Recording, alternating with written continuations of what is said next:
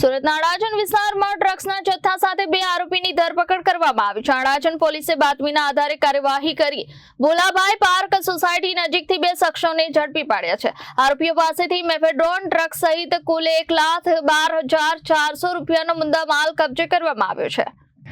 સુરતના અડાજણ વિસ્તારમાં ડ્રગ્સના વેચાણ પહેલા જ પોલીસે 2 આરોપીઓને ઝડપી પાડ્યા છે। અડાજણ પોલીસને મળેલી બાતમીના આધારે ભોલાભાઈ પાર્ક સોસાયટી પાસે વોચ ગોઠવવામાં આવી હતી। આ દરમિયાન ઓટો રિક્ષામાં ડ્રગ્સના જથ્થા સાથે આવેલા 2 શખ્સોને પોલીસે ઝડપી પાડ્યા હતા।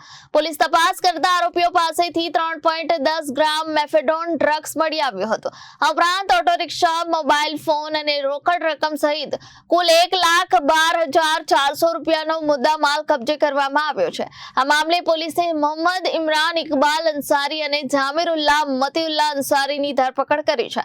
પોલીસ તપાસમાં સામે આવ્યું છે કે જામીરુલ્લાહ અંસારી સામે અગાઉ ખટોદરા અને રાંદેર પોલીસ મથકમાં પણ ગુના નોંધાઈ ચૂક્યા છે।